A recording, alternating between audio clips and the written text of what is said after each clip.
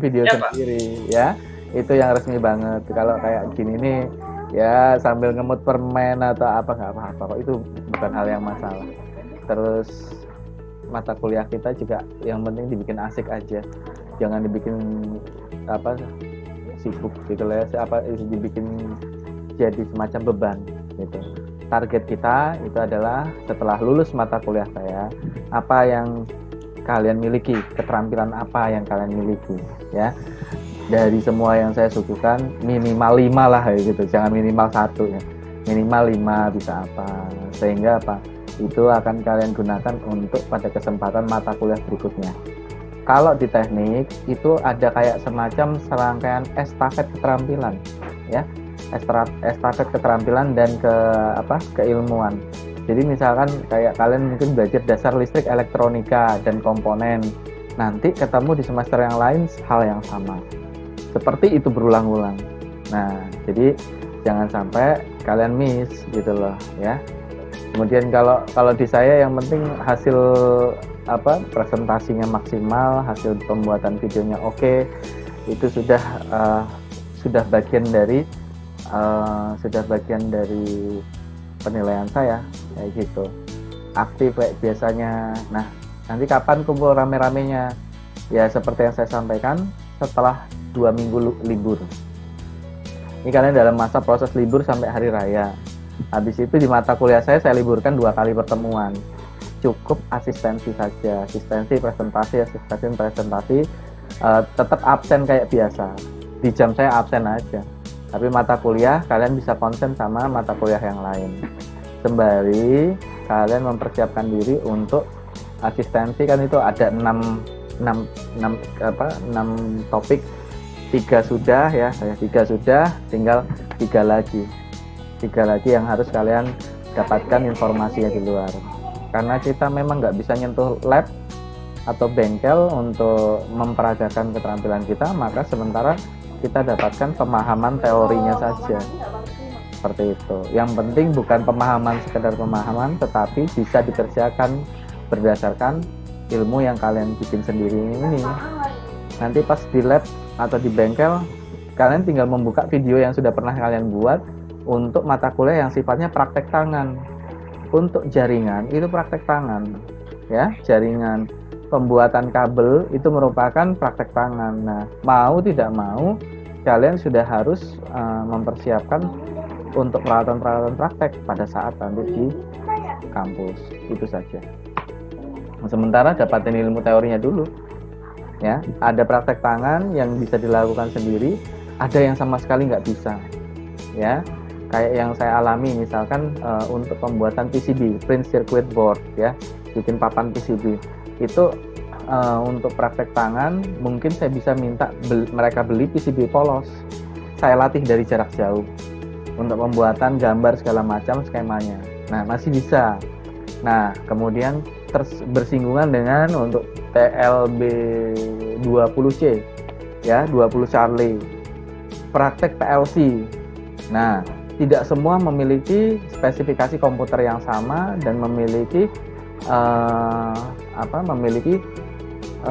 software yang sama dan spesifikasi komputer yang sama, sehingga ada yang bisa jalan, ada yang enggak kayak gitu. Di saya juga hang, di mereka juga masalah. Nah, karena apa? Itu harus difasilitasi lab komputer yang ada di kampus. Nah, itu jadi kendala, sehingga apa? Kami cuma bisa belajar simulasi dan pemahaman dasar separuh. Nah, saya ada program saya berikan ke taruna-taruni untuk diinstal di laptop. Ada yang berhasil, ada yang enggak. Bagaimana yang enggak? Cuma nonton akhirnya. Nah, itu salah satu kendala-kendala PJJ seperti ini. Apalagi kita orang teknik ya. Kalau bicara manajemen atau bicara ilmu ekonomi, mungkin masih bisa dilakukan simulasi di dalam komputer. Tetapi kalau sudah sifatnya praktek teknik ya, teknik sekali kayak kita, itu akan sangat kendala ya. Tetapi saat ini disiasati, kalian masa perjalanan masih agak lumayan panjang, jadi nanti besar kemungkinan nanti kalian itu mata kuliah yang mengandung praktek vital atau praktek-praktek ini nanti akan ditunda di belakang di belakang. Jadi mungkin setelah setahun ini sudah pandemi sudah mulai betul-betul udah bisa berkurang banget ya. Nah di situ kalian bisa praktek tangan seperti itu. Jadi mata kuliah ngumpul semuanya. Atau dalam situasi khusus nanti ada panggilan-panggilan kayak gitu. Jadi semacam diklat, pelatihan ya, bukan praktek kayak kita rutinitas mata kuliah, tetapi kayak semacam diklat, pertemuan berapa 2 atau 3 kali pertemuan. Nah itu. Nah, apalagi sebelum OJT ya, sebelum OJT. Oke, saya rasa itu aja pembukaan dari saya. Sebelumnya saya ucapkan Assalamualaikum warahmatullahi wabarakatuh. Selamat sore semuanya. Waalaikumsalam warahmatullahi wabarakatuh. Waalaikumsalam warahmatullahi wabarakatuh. Selamat sore, Pak. Ya, oke. Nah, untuk presentasi kelompok 3, saya persilahkan waktu dan kesempatan. Kemudian saya berikan kesempatan untuk Ayunda untuk merekam, supaya jika terjadi kendala di saya, maka Ayunda dan kawan-kawan punya dokumentasi ya. Dokumentasi sekarang saya beri kesempatan untuk bisa merekam. Saya buka dulu allow to record ya. Ayunda bisa sambil merekam ya. Oke, waktu dan tempat saya persilahkan untuk menyampaikan presentasinya. Silahkan.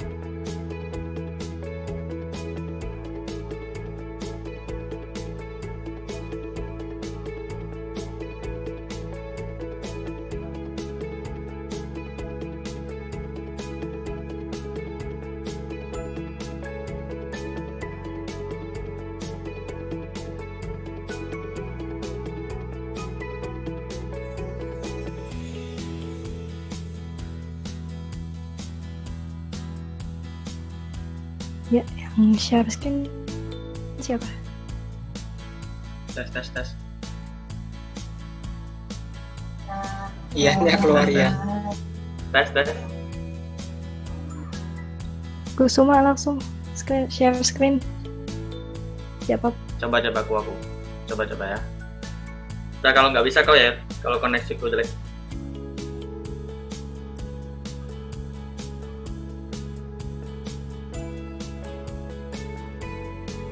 Udah tampil belum?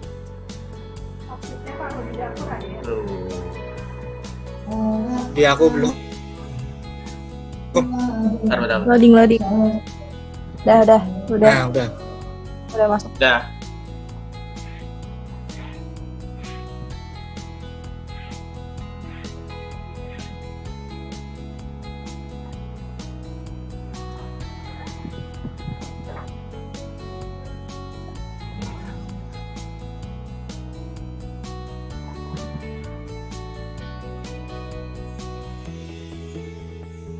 Mulai ya. Assalamualaikum warahmatullahi wabarakatuh. Selamat siang semua. Pada siang hari ini saya dan rekan-rekan kelompok 3 berkesempatan menjelaskan materi mengenai pengenalan internet. Pada pengenalan internet dibagi menjadi 4 sub materi. Yang pertama internet, dan yang kedua search engine, dan yang ketiga browse, dan yang terakhir adalah email. Oke, sebelum masuk ke dalam materi, saya dan rekan-rekan akan memperkenalkan diri. Saya sendiri Argiana Falbasten. Ya, yang saya Ayunda Maulita, nomor 10. Dan saya adalah dari Widya Kusuma, nomor absen. Dan saya Galia Prasetyo, absen 12. Kalau sudah, mari kita masuk ke materinya. Yang pertama adalah internet. Apa itu internet? Internet adalah jaringan komputer atau network, atau sebuah sistem yang terdiri atas komputer-komputer yang didesain untuk dapat berbagai sumber daya atau mentransfer data, itu printer, CPU, dan berkomunikasi secara surel atau surat elektronik, pesan instan, dan dapat mengakses informasi. Jaringan komputer yang menghubungkan komputer-komputer di seluruh belahan dunia atau global memungkinkan komputer berkomunikasi hingga antar negara. Cara menghubungkan rangkaian dengan kaidah ini dinamakan interworking atau antar jaringan. Cara konsep dasar internetnya yang belum paham, dasar konsepnya adalah sebuah jaringan atau network sistem jaringan yang menghubungkan komputer satu dengan komputer lain melalui media transmisi untuk mentransfer data atau saling berkomunikasi. Itu merupakan konsep dasar dari internet. Baik, selanjutnya sejarah penting internet. Pada tahun 1969, Departemen Pertahanan AS membangun jaringan komputer yang bertujuan untuk menginformasikan kepada agen-agen pemerintah melalui proyek yang bernama ARPANET, yaitu Advanced Research Project Regency Network. Dan pada tahun 1972, layanan surat elektronik atau email untuk pertama kali diluncurkan di Amerika Serikat, yang akan kita bahas di materi nomor 4 nanti oleh Ayunda. Dan pada tahun 1976, internet telah diluncurkan di Inggris. Lalu pada tahun 1979 muncul jaringan komputer di Eropa. Lalu pada tahun 1988 lahir aplikasi chatting atau percakapan untuk saling berkomunikasi. Baik, untuk selanjutnya di sini ada macam-macam network, yaitu ada 3 macam. Untuk yang pertama adalah LAN atau Local Area Network. LAN di sini ada pengertiannya yaitu sebuah jaringan atau sebuah sistem jaringan atau network yang menghubungkan komputer satu dengan komputer lainnya di sebuah ruangan atau masih dalam satu ruangan, satu gedung, yang bisa yaitu antara lain di perkantoran, industri, maupun di kampus dan rumah sakit. Transmisi LAN biasanya menggunakan kabel optik atau dan nirkabel. Nirkabel bukan artinya memakai kabel ya teman-teman. Nirkabel itu merupakan jaringan yang menggunakan wireless atau menggunakan sinyal. Lalu yang kedua adalah ada Metropolitan Area Network atau MEN. MEN di sini bukan berarti laki-laki. MEN ada di sini artinya Metropolitan Area Network. Metropolitan Area Network ini merupakan sistem jaringan atau network yang terdiri dari beberapa LAN yang saling berjauhan.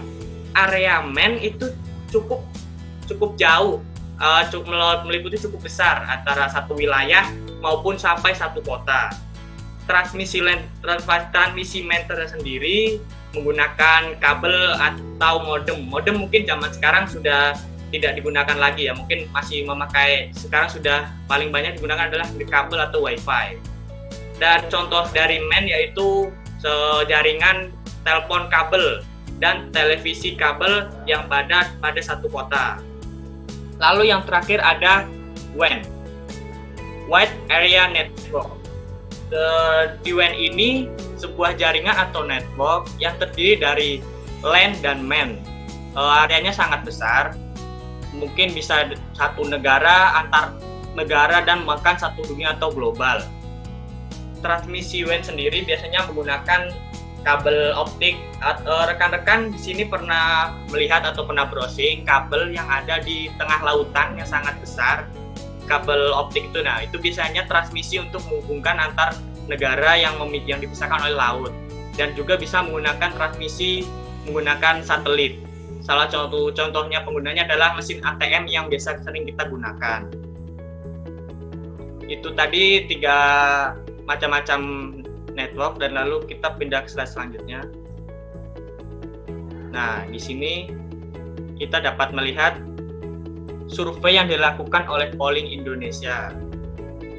Di sini Polling Indonesia survei komposisi penggunaan internet di Indonesia tahun 2016. Dan tahun ada juga di pojok kanan bawah. Ini ada tahun 2014.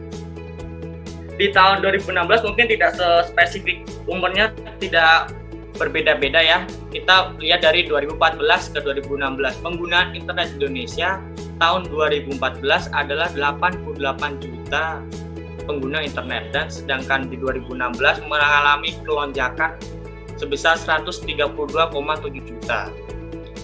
Di survei ini kita dapat melihat rentang umur yang paling banyak menggunakan internet adalah umur 18 sampai 25 tahun, yaitu sebesar 49%. Lalu mari kita lihat di survei hasil tahun 2018. Terjadi pelonjakan penggunaan internet pada tahun 2018. Dan paling banyak rentan usia yang menggunakan internet yaitu di usia 15 sampai 19 tahun. Dari 100% terdapat 91% menggunakan internet. Tapi yang saya lihat di sini, yang saya garis bawahi adalah umur 5 sampai 9 tahun sudah 2018 sudah menggunakan internet sebesar 25%. Sedangkan di tahun 2014 atau 2016 belum ada anak berusia 5 sampai 19 tahun menggunakan internet. Di sini kita dapat menyimpulkan bahwa antusias dan kenaikan kebutuhan penduduk atau masyarakat Indonesia tentang penggunaan internet setiap tahunnya mengalami kenaikan dan kelonjakan. Hal ini juga dapat mendapatkan dampak positif yang sangat baik. Salah satunya adalah saya tidak akan membahas dampak positif secara umum seperti terjadinya bisa berkomunikasi, mudah berkomunikasi, itu adalah hal umum yang dapat kita semua ketahui. Dampak positif itu adalah hal umum. Yang saya tekankan adalah dampak positif untuk bangsa Indonesia. Salah satu contohnya adalah dampak positif di pasar atau industri online atau pasar internet di Indonesia. Sebagai contoh, saya mengambil perusahaan Gojek yang didirikan oleh Pak Nadiem Makarim selaku Menteri Pendidikan dan Kebudayaan Indonesia. Perusahaan Gojek ini masuk satu-satunya perusahaan Asia Tenggara yang masuk 50 perusahaan yang mengubah dunia. Ada tepatnya oleh media Fortune, dan Gojek ini di urutan ke-11 peringkat dunia. Dan Pak Nadiem Makarim masuk ke peringkat 50 pengusaha atau pembisnis yang masuk pembisnis yang mengubah dunia.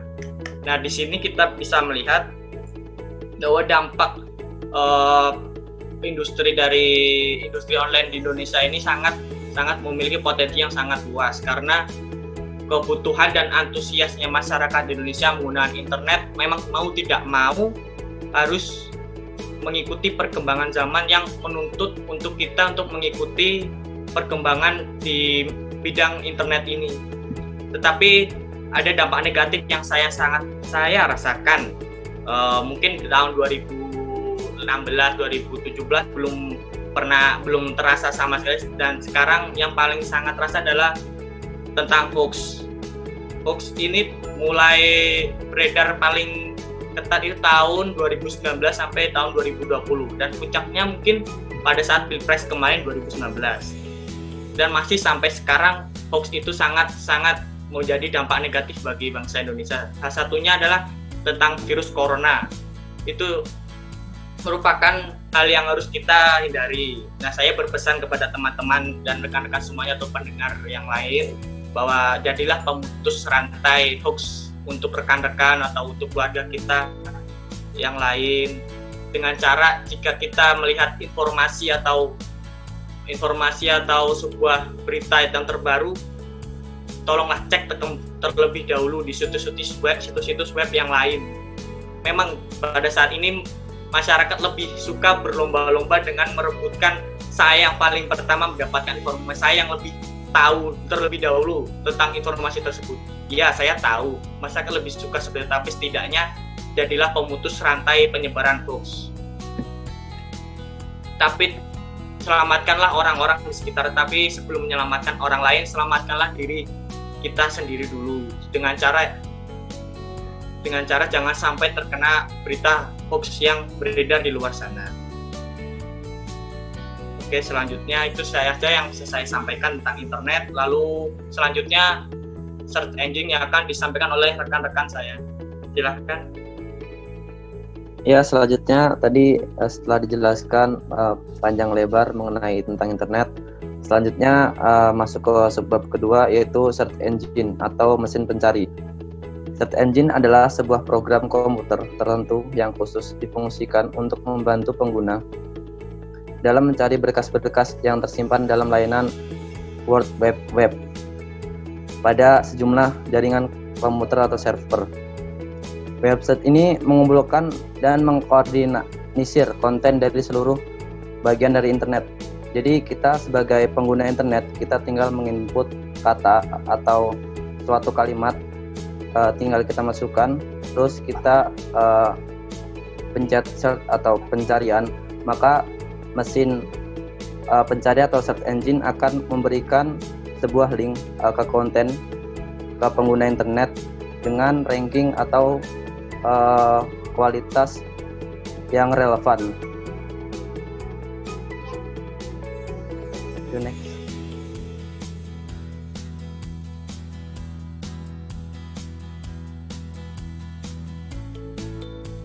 Ya, selanjutnya adalah cara kerja dari search engine atau mesin pencari. Yang pertama ada crawling. Apa sih itu crawling? Crawling adalah kegiatan proses pengumpulan data untuk disimpan di database. Nah, ini crawling ini adalah kegiatan dari search engine sebelum para pengguna mengakses dari search engine. Crawling ini pengumpulan data yang disimpan di database, mencari konten-konten terbaru. Nah, ini di crawling ini, di cara kerja yang pertama ini dia akan mengupdate dari data-data atau sumber yang terbaru. Misal jadi ada tentang artikel-artikel yang lama, nanti di crawling ini dia bisa mengupdate atau memperbarui dari artikel-artikel sebelumnya. Yang kedua ada indexing atau pengelompokan informasi sesuai dengan kategori yang sama untuk memudahkan menampilkan hasil ketika diminta oleh pengguna internet. Nah, ini kenapa search engine ini menggunakan indexing atau cara kerjanya indexing ini bertujuan untuk memudahkan penampilan hasil dari yang diminta oleh pengguna internet. Misalnya pengelompokan ini berdasarkan bahasa, lokasi pencarian ataupun lainnya. Yang ketiga ada ranking atau menampilkan hasil pencarian sesuai dengan urutan dari yang terbaik. Nah, ini dari ranking ini menampilkan dari ranking yang terbaik atau dari sumber-sumber yang relevan. Nah, yang keempat ada search engine optimization atau SEO, yaitu meningkatkan ranking website di halaman hasil pencarian. Nah, ini dari 4 cara kerja ini berfungsi untuk meningkatkan user experience, memberikan jawaban yang berkualitas tinggi dan paling relevan. Ini mempunyai fungsi sendiri-sendiri dari crawling, indexing, ranking. Ini dan SEO bertujuan untuk meningkatkan atau memunculkan sesuatu yang diinginkan oleh pengguna internet dengan hasil yang terbaik. Selanjutnya,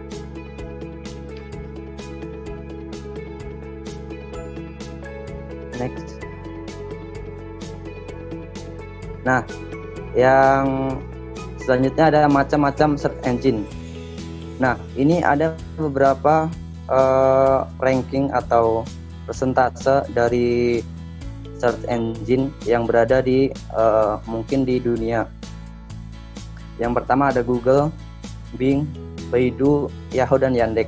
Nah, bisa kita lihat bahwa Google merupakan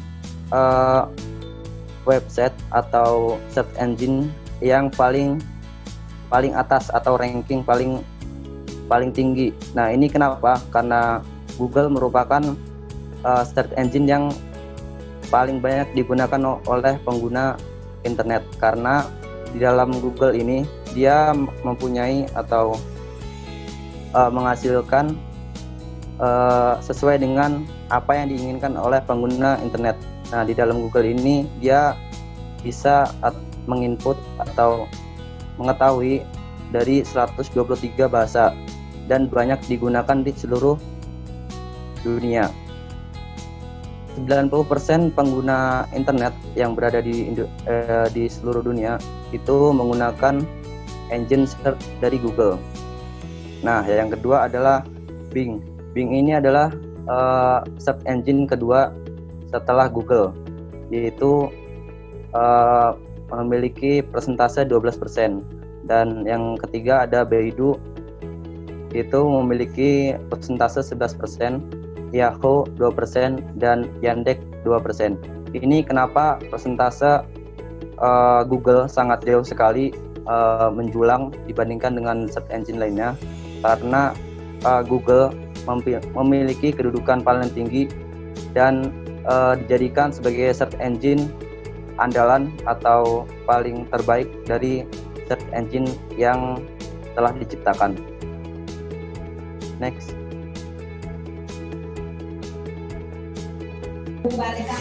Nah, yang selanjutnya adalah browser. Kita tahu browser merupakan sering kita dengar mestinya. Terus kita juga sering memakainya juga. Mari kita cari tahu apa itu browser. Browser berasal dari kata browse yang dalam bahasa Indonesia yang berarti melihat-lihat atau membaca-baca.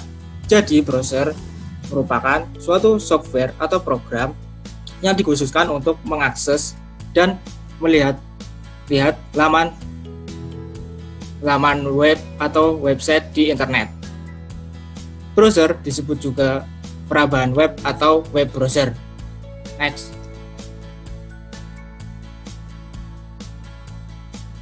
Nah, di sini kita bisa lihat macam-macam browser.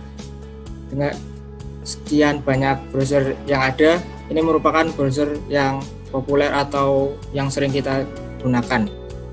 Pertama adalah browser Chrome. Kenapa browser Chrome populer atau sering digunakan? Mungkin karena dia memiliki kecepatan, ringan, desain yang simpel, dan sistem security-nya juga kuat. Yang kedua adalah Microsoft Edge. Kenapa? Karena kondisinya yang stabil, tetapi agak sedikit lambat untuk mendownload, browsing, surfing, serta upload. Yang ketiga adalah Mozilla. Mozilla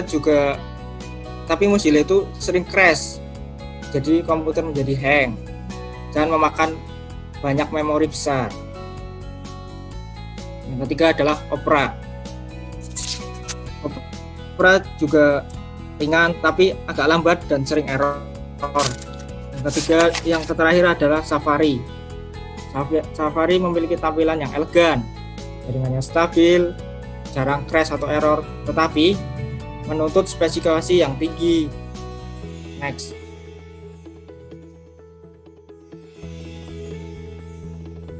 Nah, kita lihat fungsi dari browser. Yang pertama adalah membuka laman website. Jadi, si browser itu intinya yaitu mengakses atau membuka laman website di internet.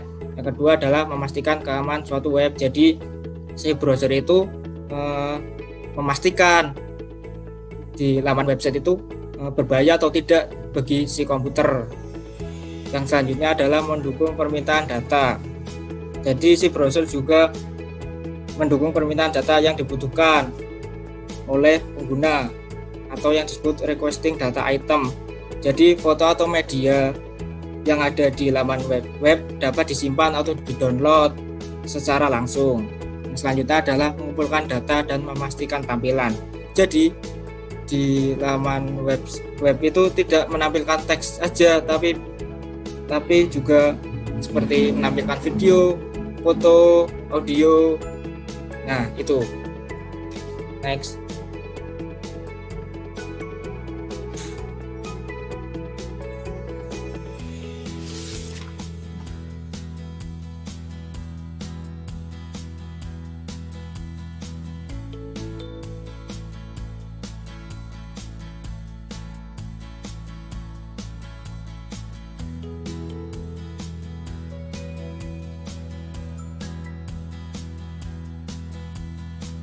Untuk Sadaria Email. Siap. Email. Email itu adalah electronic mail. Yaitu electronic mail itu adalah surat elektronik yang disingkat sebagai surel, merupakan suatu bentuk sarana dalam kirim-mengirim surat menggunakan jaringan komputer atau jaringan internet. Nah, email ini kan sangat populer, apalagi untuk pembelajaran jarak jauh seperti saat ini, yang banyak digunakan oleh mahasiswa, siswa, maupun pelajar dan lain sebagainya. Lalu email ini menjadi suatu bentuk kirim-mengirim yang modern dan menggantikan posisi dari surat-menyurat biasa yang menggunakan kertas. Fungsi email sendiri itu sebagai identitas diri secara personal, lalu alat untuk mendaftarkan diri dari berbagai situs dan media sosial, lalu email sebagai media promosi juga, dan sebagai sarana komunikasi dalam waktu cepat dengan biaya yang murah. Jadi kalau misalnya kirim surat menyurat menggunakan kayak kantor pos itu kan memakan waktu dan juga tidak efisiensi. Kalau menggunakan email cukup dengan membuka browser, ketikkan email dan langsung bisa terkirim suratnya secara langsung dan cepat. Next. Lalu ada sejarah email. Sejarah email ini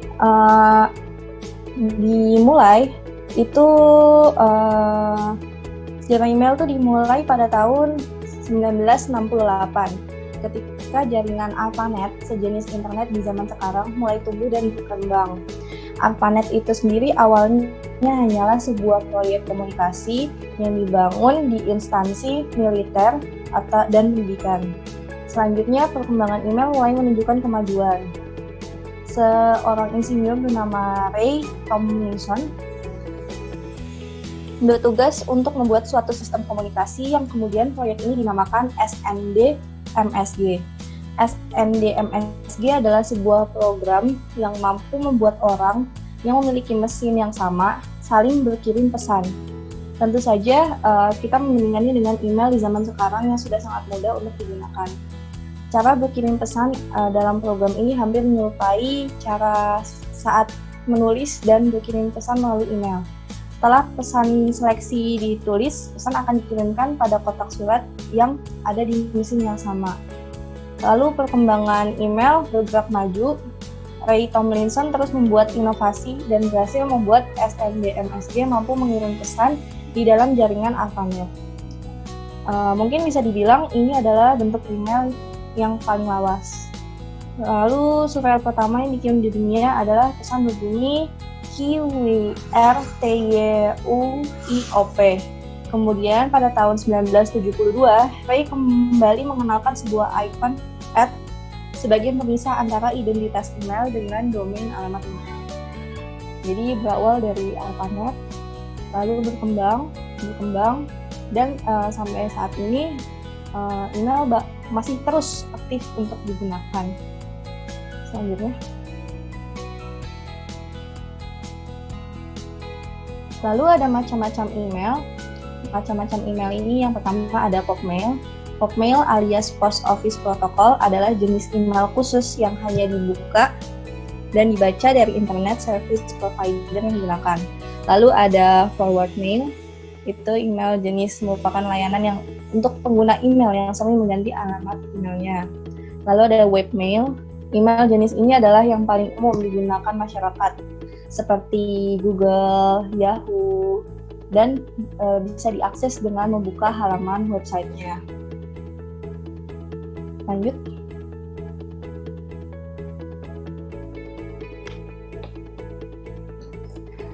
Sekian dari kelompok 3, kurang lebihnya mohon maaf.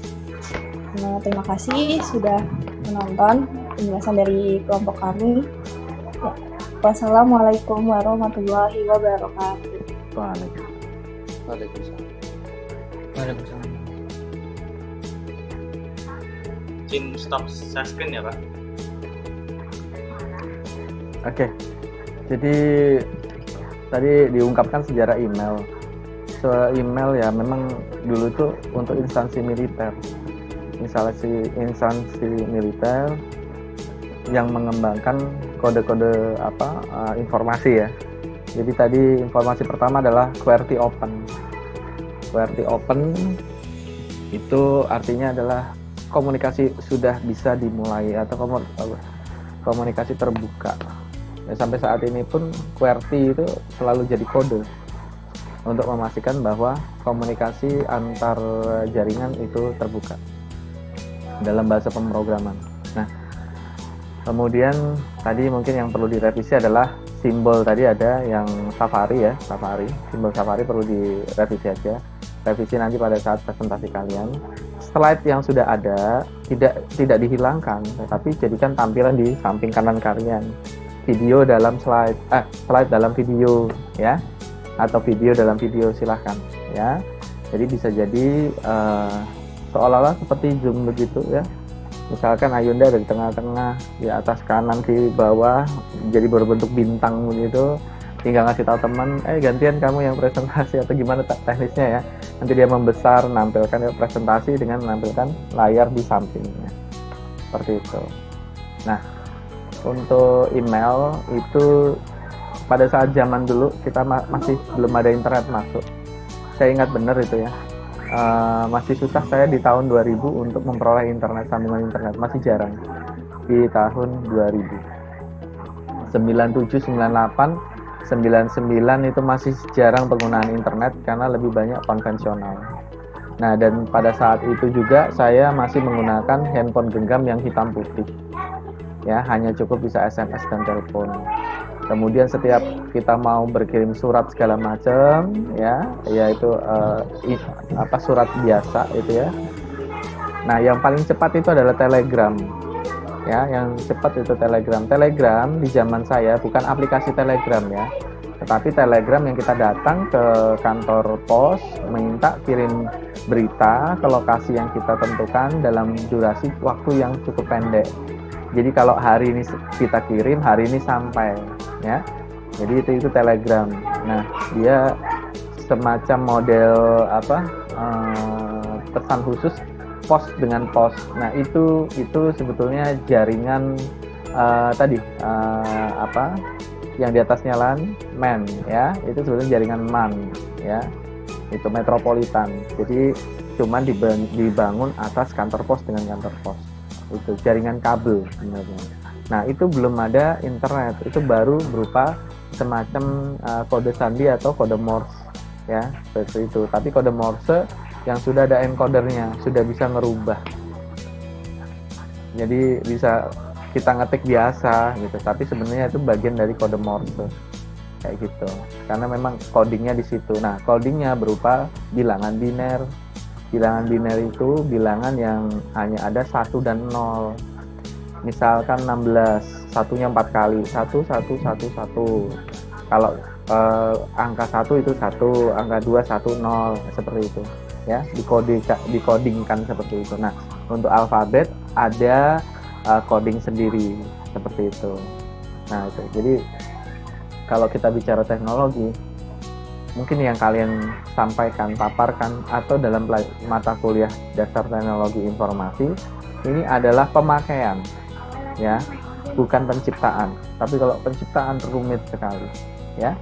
Nah, karena sudah kita emang user, ya, kita user semuanya, termasuk saya user. Nah, bukan inventor, ya, atau penemu seperti yang tadi, yang orang dari Amerika itu, nah, dia penemu. Dan pada saat itu belum ada kalimat internet. Internet sendiri kan berasal dari kata international networking, ya, gitu. Nah, awalnya dari LAN, ya, satu kantor sendiri. Ada 15 komputer, 15 dihubungkan ke satu server. Baru dari situ dihubungkan ke server besar.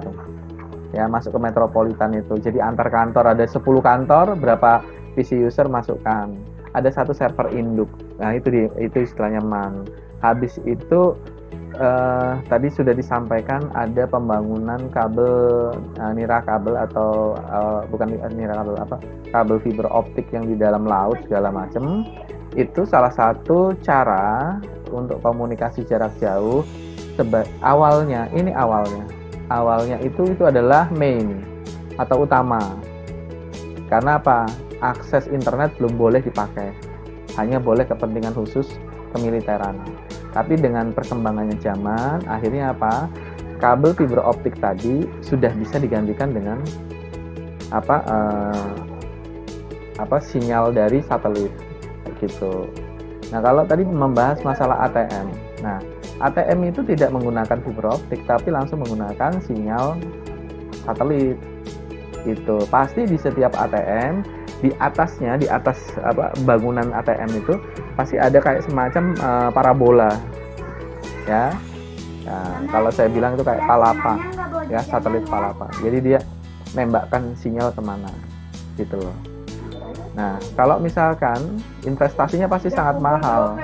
Bank BNI misalkan, Bank BCA, Bank BRI, Bank Mandiri punya ATM di beberapa tempat, harus narik kabel lewat udara, tanam kabel lewat ini dalam tanah. Berapa investasinya? Lebih murah kita sewa satelit, pasang pemancar di mana itu berlokasi. Kita nggak perlu merusak lingkungan. Itu logikanya ya. Nah kayak gitu. ATM di zaman saya belum ada, masih manual. Mau nabung kita datang ke bank, mau tarik tunai kita datang ke bank. Nah resikonya maling. Nah itu waktu itu ya sering terjadi aksi kejahatan itu. Tapi dengan seiring berkembangnya zaman itu udah mulai berubah. ATM sudah di mana-mana, jadi nggak perlu repot ya. Isi ulang bahkan sekarang ya. Jadi ATM itu sudah nggak, ya tetap dipantau.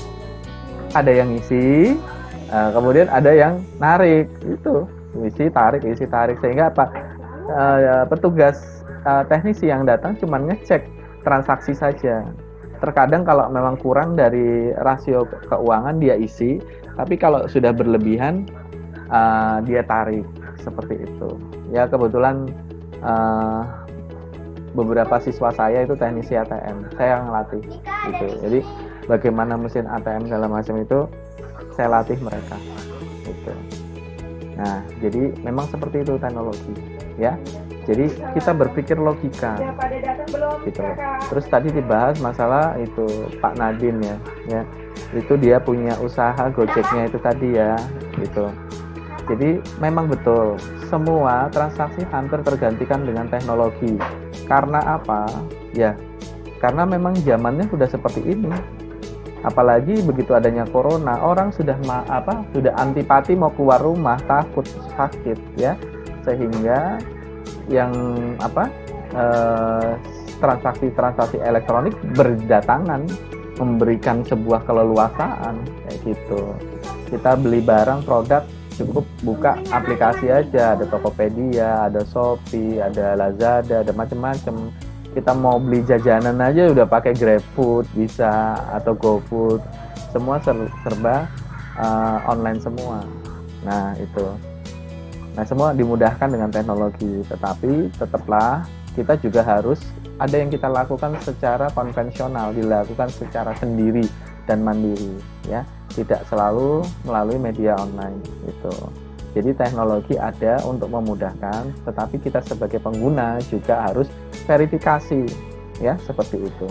Terus satu hal contoh kayak tadi ngatakan Alfamart, Indomaret aja sekarang sudah bisa dibawa pulang kok gitu ya. Aplikasinya itu sudah bisa memungkinkan sudah transaksi kayak gitu. Kemudian tadi membahas masalah email, ada 3 email ya. Ada webmail, itu pasti pakai kita. Kemudian popmail itu kita integrasi dengan post office protocol. Kita buka kayak misalkan Microsoft Office itu ada Microsoft Office Outlook. Microsoft Outlook di mana email kita apa saja dari webmail kita dimasukkan ke situ, kita bisa buka email di situ ya. Dan dia bisa offline setelah disinkronize, dia kayak download semua data yang kita buka nanti bisa. Begitu kalau itu sudah terhubung sekali saja ke internet, maka dia menyerap semua informasi itu, di copy paste ke dalam hard disk kita, ke dalam media penyimpanan di dalam laptop kita. Itu. Nah, kalau untuk yang forward mail, saya juga nggak tahu, kemarin ada pertanyaan yang sama. Forward mail itu kayak apa ya? Saya nggak paham. Sering bergonta-ganti email atau apa kayak gitu. Mungkin yang seperti yang saya lakukan, saya punya Gmail tapi pakai webmail. Saya pakai Gmail, itu di dalam Gmail saya di samping kiri itu saya bisa posting lebih dari 5 email saya dengan provider yang sama. Gmail semua gitu. Nah contoh ini kayak saya punya untuk YouTube itu kan ada Mr. Robiansa, kemudian ada Geraha Arsitektur, kemudian ada saya punya Family, kemudian apa lagi, itu dalam satu sekali buka saja 5 email langsung terbuka semua. Itu saya tambahkan itu dalam settingan di dalam Gmail itu tadi kayak gitu. Nah itu yang saya, makanya masih dalam pertanyaan saya pribadi juga, forward mail itu yang seperti apa ya itu kita sama-sama belajar karena teknologi itu selalu berkembang. Saya juga ngikutin ya misalkan kayak gitu, mungkin siapa tahu kalian ngikutin, maka saling memberi informasi yang kalian berikan sama dengan kawan-kawan yang lain, penjelasannya sama, tetapi pemahamannya yang saya perlukan ya, pemahaman yang diperlukan, penjelasan dengan pemahaman beda.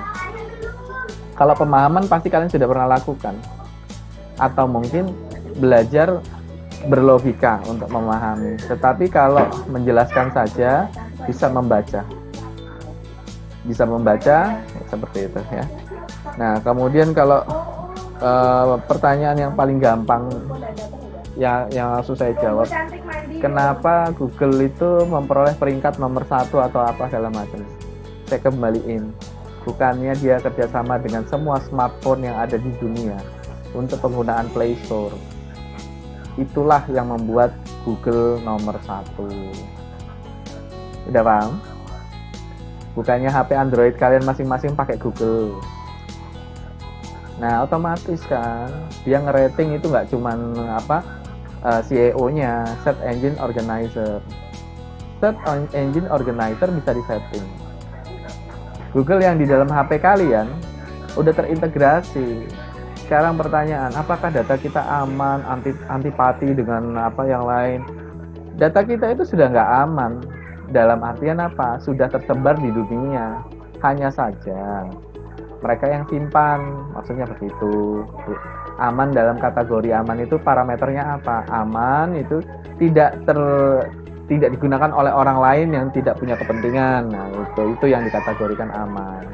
Tapi kalau kita mau aman banget, ya nggak usah buka data, nggak perlu nge-sharing data.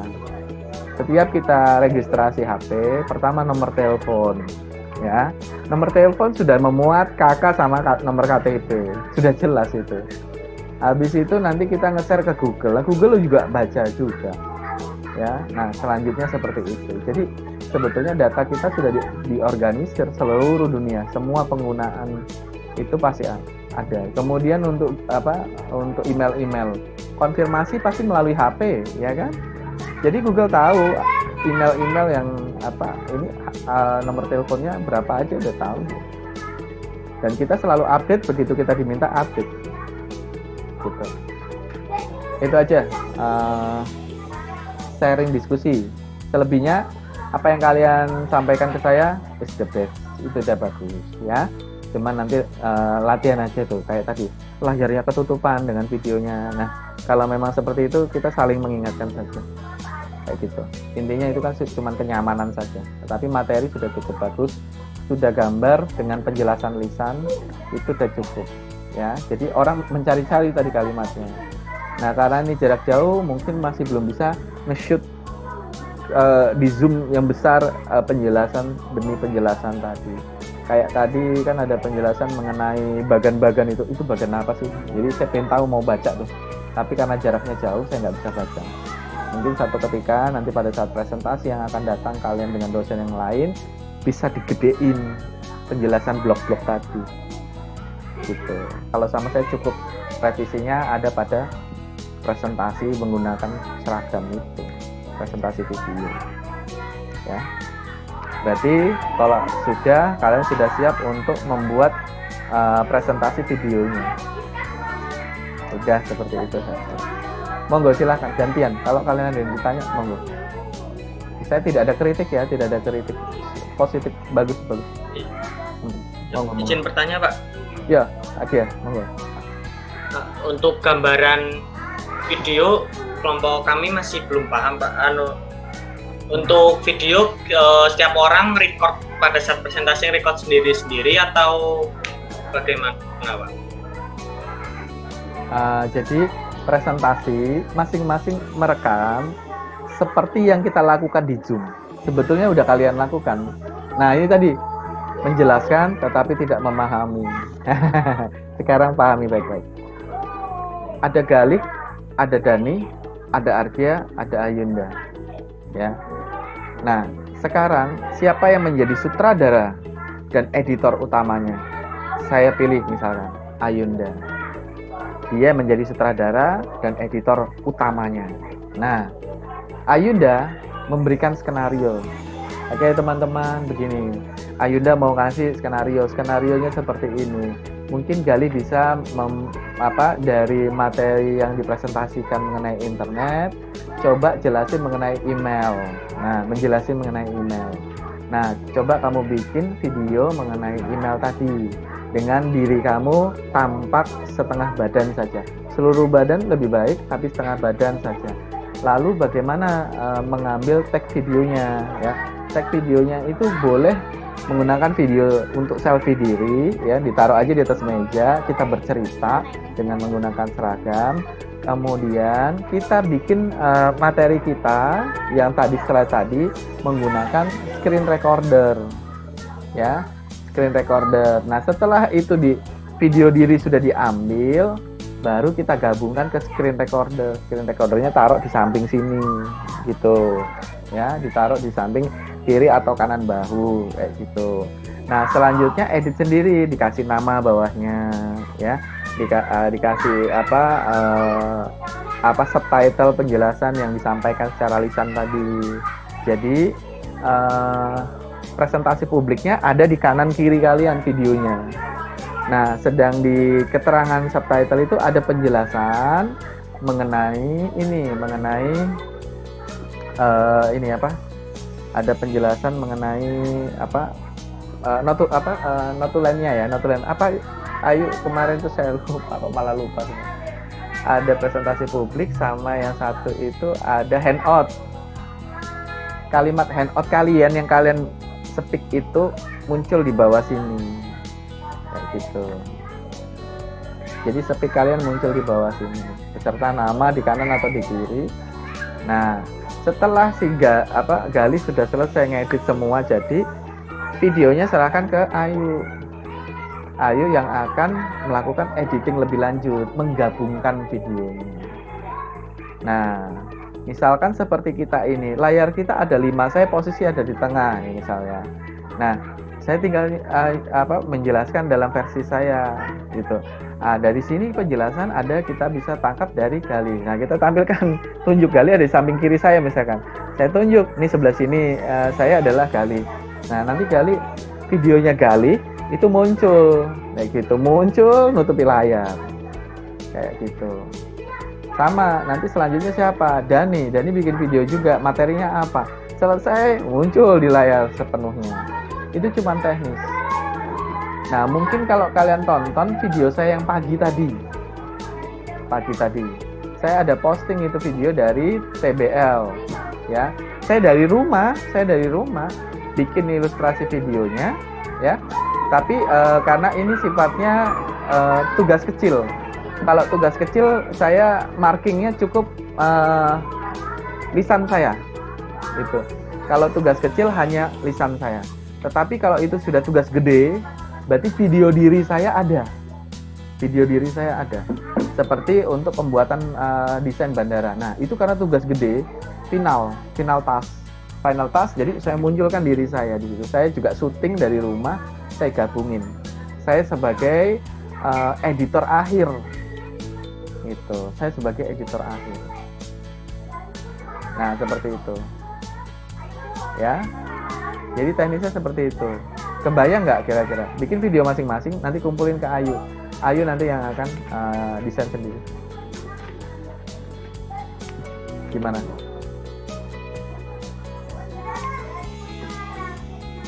Nggak apa-apa, kalau masih belum paham, coba tanya lagi, silakan. Izin bertanya, Pak. Boleh. Jadi kalau misalnya untuk pembuatan video itu kan satu bab satu video ya. Nah, satu bab satu video kan ya, Pak. Nah, lalu jadi belakangnya ini tuh slide presentasi yang tadi kita presentasiin, atau bikin yang maksudnya slide presentasinya itu yang rupa banyak kata-kata, atau yang tadi kita presentasiin kayak cuma gambar-gambar gitu Pak? Gambar. Nah, yang kata-kata tadi, lisan kamu yang berbicara tadi, diketik aja di bawah itu. Jadi tetap dibikin handout-nya. Handout-nya di copy, paste aja di teks pada PSDC-nya itu. Jadi nggak ngetik lama-lama. Sudah dilakukan ngetik di aplikasi lain. Tinggal kopas aja. Kayak gitu. Nah, samping kanan kiri itu slide yang disampaikan ini tadi. Jadi saya sudah meringankan tugas kalian, tidak merevisi yang ada, tetapi merevisi cara penjelasan saja, cara penyampaian akhir, gitu. Itu saja, ya. Jadi nggak perlu. Apakah itu perlu ditambah? Silahkan, itu kreativitas. Kreativitas itu tidak ada batasan. Apakah perlu saya kasih tambahin video macam-macam gini gitu? Boleh, silahkan saja. Tak masalah. Gitu. Ya seperti video tadi pagi yang saya bikin. Lalu monggo.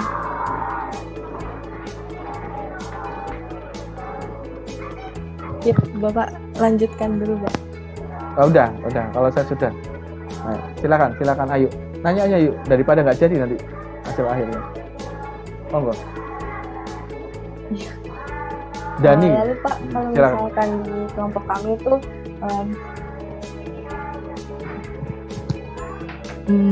izin bertanya Pak. Lanjutkan. Lalu misalkan Pak, di kelompok kami ada yang lebih bisa untuk kayak lebih mempunyai pengalaman untuk mengedit, itu bisa diserahkan ke dia kan ya Pak, jadi editor utamanya? Itu cuma teknis aja. Monggo, silakan. Siapapun di situ silakan. Saya kan tidak membatasi juga. Saya biasa pakai Adobe Premiere Pro misalkan kayak gitu. Lebih tinggi lagi daripada yang kita pelajari. Monggo, silahkan. Kenapa hal-hal yang sifatnya tinggi gitu nggak saya ajarkan ke kalian? Karena satu, saya nggak punya softwarenya. Yang kedua, software itu berbayar. Nah, saya ngambil yang open source saja untuk kebutuhan kita. Tetapi kalau kalian sudah punya keterampilan, kemarin saya latih PSDC, nggak usah khawatir, pakai Adobe Premiere Pro. Itu sama, itu semua editor video sama, cuman bedanya aplikasinya aja dan fitur-fitur tambahan. Nah, jadi kalau kalian melihat itu ya udah paham, yang penting teknisnya aja. Udah tahu video dalam video, berarti video yang mau kecilin taruh di mana, ya gitu kan. Kemudian mau bikin transisi ada apa entrance, emphasis, exit. Nah, entrance-nya kayak apa, exit-nya gimana. Nah, itu silahkan. Kemudian mau menyematkan teks, udah tahu kan. Nah, kemudian footage sama timeline-nya sudah tahu pengoperasiannya. Itu saja. Ya, nanti kalau pakai Adobe itu gimana? Sama aja. Itu cuman tambahan fiturnya mereka lebih lengkap karena memang software itu berbayar, pasti fasilitas lebih. Nah, kalau mau PSDC yang berbayar juga sama, fiturnya lebih lengkap lagi, bahkan ada teks bisa ngikuti badan kita gitu. Dia ada kayak sensor detektor, jadi saya jalan misalnya sambil bicara saya jalan, ini ada teks ngikutin saya, bisa seperti itu. Nah, itu kan cuman keterampilan dan tambahan saja. Saya tidak memerlukan yang terlalu banyak fiturnya, tetapi laporan pendidikan kita sudah apik, menarik. Atau mau bikin model kayak superhero, orang terbang, loncat, turun, segala macam. Sangat mudah. Ya, saya sudah pernah melalui itu, jadi saya ngerti. Nah, untuk kebutuhan kita tidak seperti itu. Ya, atau mau nanti bikin di sinematik ya. Kalau untuk isu nasional, untuk pendidikan berbeda. Kalau untuk pendidikan kayak kita ini, yang nonton paling kita saja, karena ditujukan khusus. Orang nggak paham yang kita bahas, orang nggak ngerti apa yang kita kerjakan, ya. Maka mereka nggak menarik untuk nonton. Tapi kalau sifatnya isunya nasional, mereka pasti akan nonton. Ya, sekali nonton ada sampai 1.300, 1.500 kayak gitu. Tapi kalau video pembelajaran kita ini diposting ke YouTube, yang nonton kita aja kok. Gitu. Karena sifatnya memang nggak komersil. Ya. Monggo silakan. Ada lagi yang tanya? Serahkan aja siapa yang jago di antara, bukan jago maksudnya yang lebih mampu untuk menjadi editor utama, pilih aja sendiri. Gitu ya. Pakai software beda nggak apa-apa. Nah, ya apa kali? Kali ngantuk gitu. Gimana? Ada ditanya? Monggo silakan. Ya, tidak Pak. Oh, iya ya. Tadi di tempat Dani ya pengajian. Sekarang tempat saya. Bapak. Dani, ayo silakan bertanya. Langsung aja langsung. Saya mau bertanya Bapak. Iya. Tenggat waktunya itu kapan Bapak?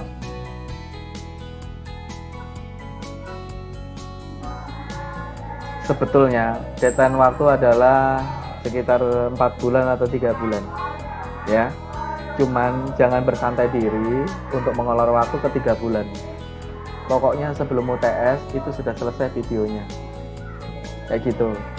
Cuman karena kalian sudah sangat aktif, maka 3 bab udah selesai. Gitu. 3 bab udah selesai. Nah, tinggal bikin laporannya saja. Kalau misalkan mau selesai besok atau gini, habisin semua presentasi, ya bikin video terakhir, nggak apa-apa. Kita ada 6 materi, 6-6-nya habisin. Gitu. Baru 2 bulan udah selesai materi mata kuliahnya, nggak apa-apa.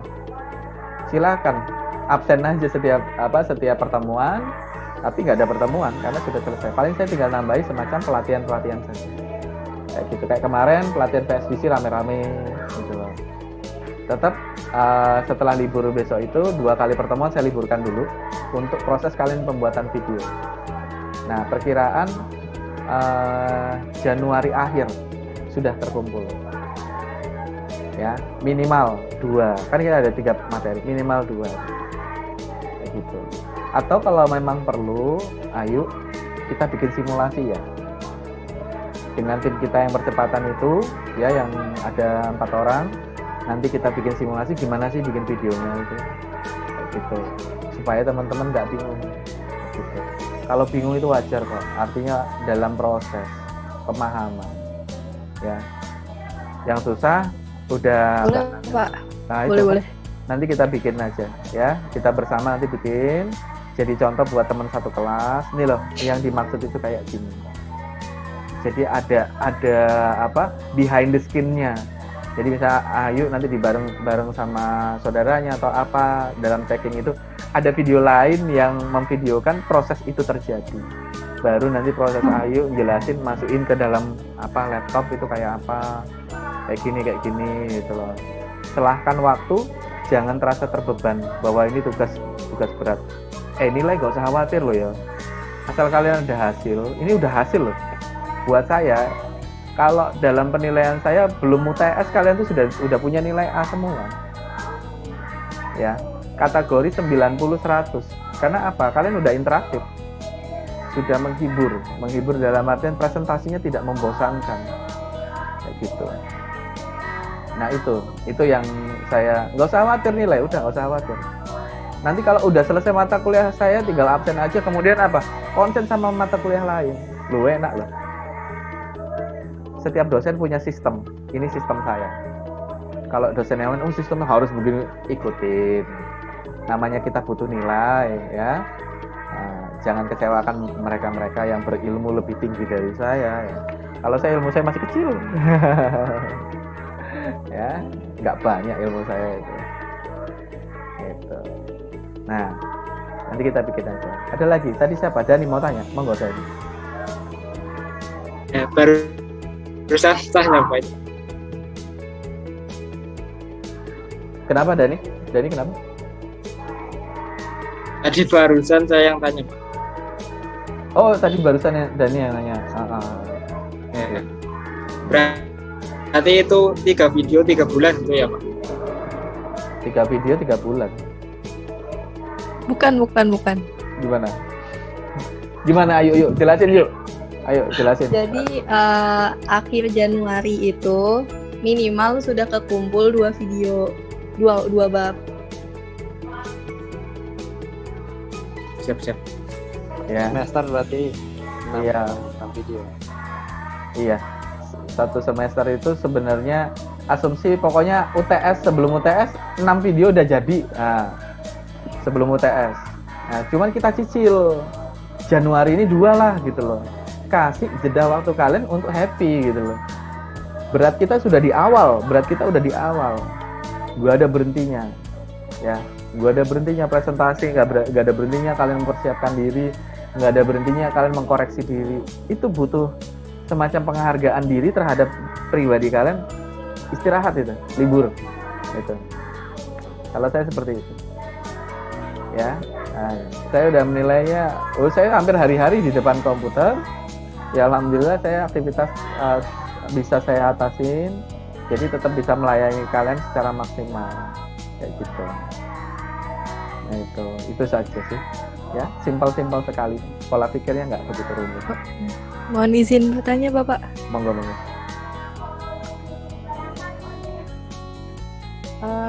Untuk di video itu kan kita menggunakan baju resmi ya Pak, seperti PDH. Nah, jadi yang tadi saya masih ingin bertanya yang jadi belakang itu tuh kita yang yang screen recorder yang waktu presentasi itu kan Pak. Jadi kita nanti ada video diri kita ngejelasin itu kecil di bawah gitu Pak maksudnya.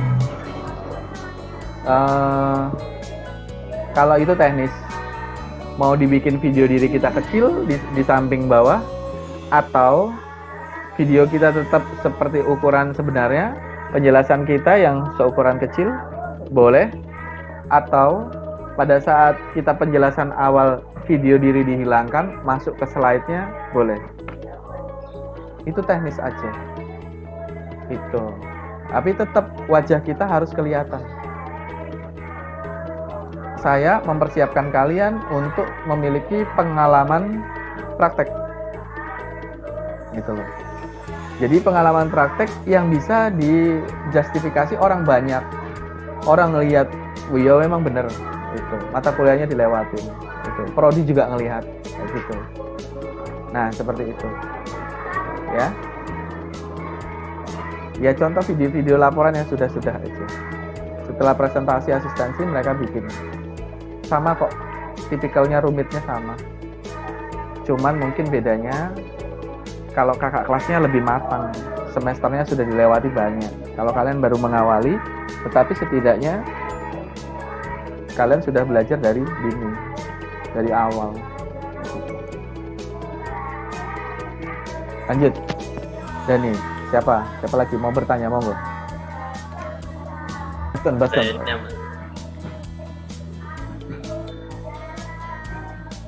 Berarti untuk sistem videonya itu satu bab satu video. Berarti videonya satu rekam bicara sendiri dan satu kamera untuk melihat ke badan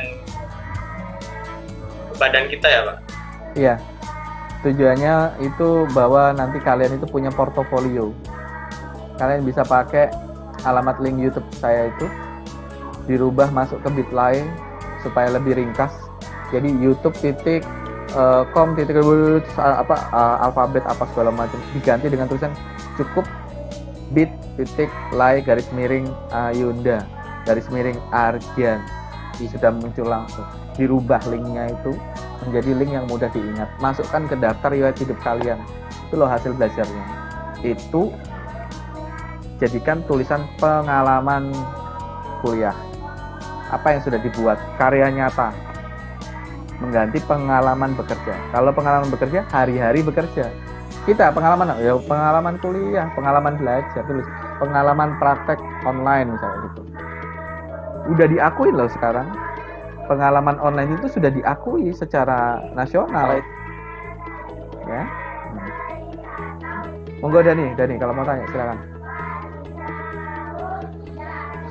Soalnya saya dan rekan-rekan yang saya tanya itu yang dimaksud video sebelumnya itu video Zoom seperti ini lalu diedit hanya opening dan penutupnya lalu dipotong yang tidak penting itu yang sebelumnya kami tangkap seperti itu Pak. Oh ya butuh proses untuk memahami memang. Nah sekarang kan yang saya maksud paham kan? gitu. Coba deh, Ya, Pak. saya ada postingan video, coba nanti saya kirim, saya posting ke YouTube aja. Jadi waktu itu anak TBL itu asistensi sama seperti kalian di Zoom begini, asistensi ke saya. Nah, bikin pembuatan video bandara itu jadi kayak gitu sebetulnya dari proses asistensi yang panjang, nggak asal jadi. Jadi kita kumpul dulu dalam satu room, kita bicara, diskusi segala macam ini itu. Setelah itu jadinya apa? Jadinya video yang hasil akhir itu. Ada video diri saya, ada video diri mereka, ada hasil gambar presentasi mereka. Nah, seperti itu. Nah, itu coba nanti saya coba posting. Karena memang saya kerja sendiri. Ya, kerja sendiri jadi nggak ada asisten untuk membantu saya. Makanya mungkin banyak video yang tertunda. Sangat banyak. Untuk SMK aja 50 lebih saya tertunda. Baru terposting 61 yang seharusnya itu 150. Nyewa editor, Pak. Kenapa? Oh, nyewa editor. Iya, betul juga. Itu sarannya bagus juga. Tapi kebetulan saya perfeksionis ya, jadi nggak pernah cocok sama orang gitu. Nah, itu yang jadi kendala, ya. Editor saya ya kalian aja untuk video diri kalian, gitu, ya. Seperti itu. Monggo silakan. Ada yang lagi yang ditanya? Mohon izin bertanya, Pak. Mohon izin bertanya. Jadi saya tadi mau menanyakan kembali yang tadi pertanyaannya Arjen yang satu video buat ngerekam diri kita, buat ngerekam kita, lalu ada satu video buat tadi maksudnya itu bagaimana, Pak? Jadi kita membuat video lagi untuk pengalaman kita PJJ gitu atau bagaimana maksudnya, Pak? Bukan.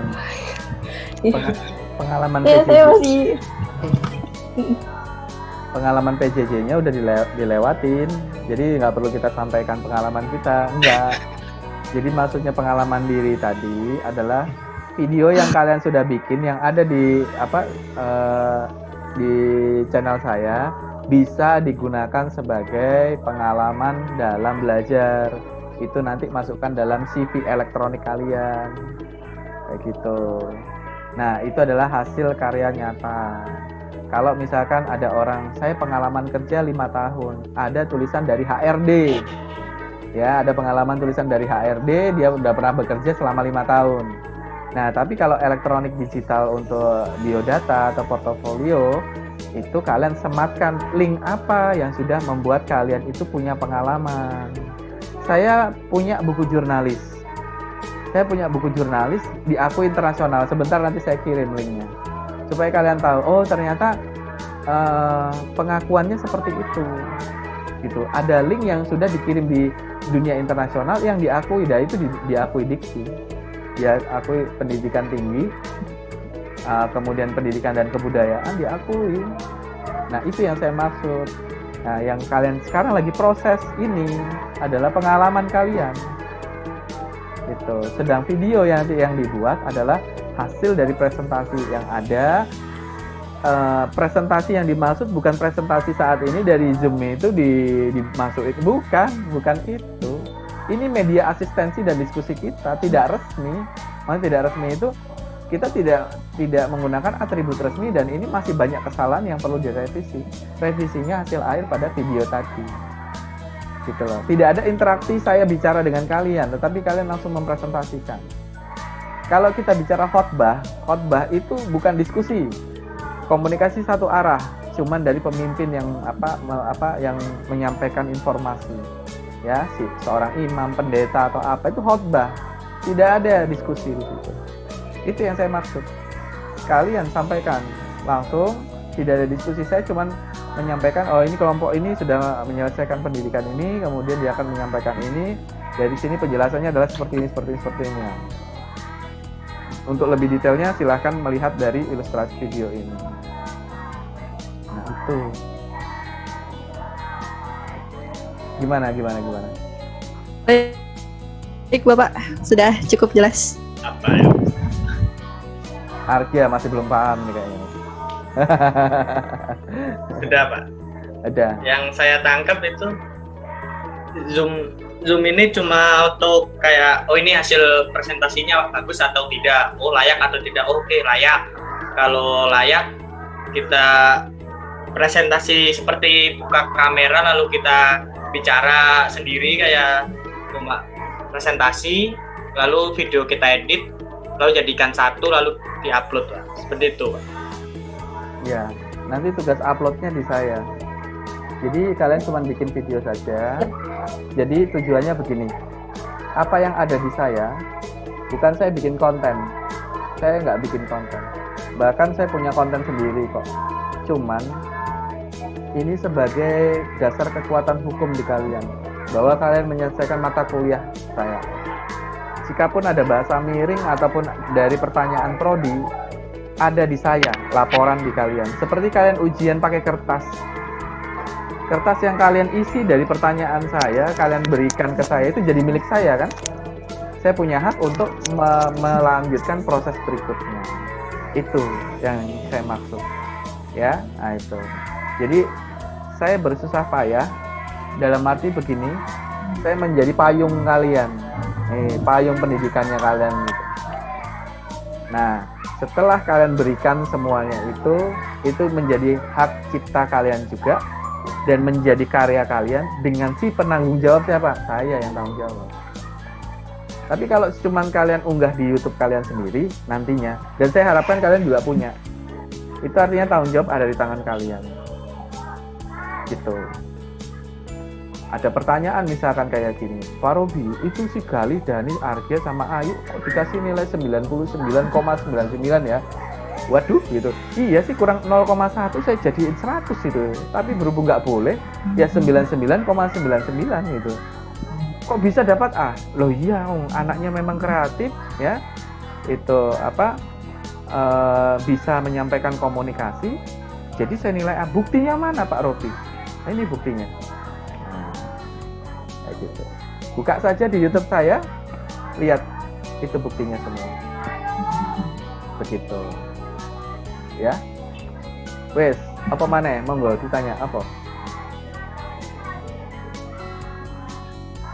Ada lagi? Cukup Dani, Argia, Ayu, Gali? Kayaknya cukup Pak. Cukup ya. Nah, oke, kalau begitu, kalau memang ada kurang paham lagi, nanti saya akan senggol di grup ya. Kalau memang belum paham maka bertanyalah. Bertanya bisa via WA atau mungkin pakai Zoom juga nggak masalah buat saya ya. Saya standby aja buat kalian. Terus nanti untuk pembuatan laporan nanti kita diskusi bersama. Mungkin saya harus bikin simulasinya bareng Ayu, Karina, terus Radityo, supaya kalian semua bisa paham apa yang dimaksud dengan pembuatan laporan itu. Atau simak saja yang ada di Geraha Arsitektur YouTube saya itu, di situ sudah dikasih contoh. Kalau misalkan laporan itu bersifat laporan praktek seperti kalian sekarang, saya cukup lisan saya. Tapi begitu laporan akhir, diri saya muncul di situ videonya. Nah, karena apa? Fungsi dan tanggung jawab itu saja. Kayak gitu. Tetap saya menghargai hasil karya. Nah, hasil karya yang sudah jadi, boleh nggak di-download, ditaruh di YouTube-nya sendiri? Silahkan, nggak ada masalah. Karena itu hasil karya kalian. Masing-masing harus punya YouTube sendiri sebagai media laporan. Seperti itu. Ya, kebanggaan kalian loh. Gitu. Ya. Hasil karya kalau kita dihargai orang itu banyak yang melihat. Oke? Cukup? Nggak ada lagi yang ditanya? Cukup ya, ini Ayu kayaknya baterainya habis. Bapak. Siap, cukup Pak. Cukup. Ya udah kalau gitu. Kalau memang masih ada yang tanyakan, nanti saya tak komunikasi dengan tim kecil sama tim kecil untuk bicara pembuatan video. Ayo kita coba latihan bikin video aja. Itu aja yuk ya. Nanti kita komunikasi lagi yuk di WA group sama teman-teman yang lain yang mewakili per kelompok. Gitu. Kelompok kecil dulu, baru ke kelompok besar. Gitu. Ya kayak kemarin tuh dilatih dulu kelompok kecil, baru kelompok besar. Oke, terima kasih atas waktunya. Senang berjumpa dengan kalian ya. Oke, kualitasnya udah bagus. Tinggal laporan saja yang terbaik. Gitu. Wassalamualaikum warahmatullahi wabarakatuh. Selamat sore.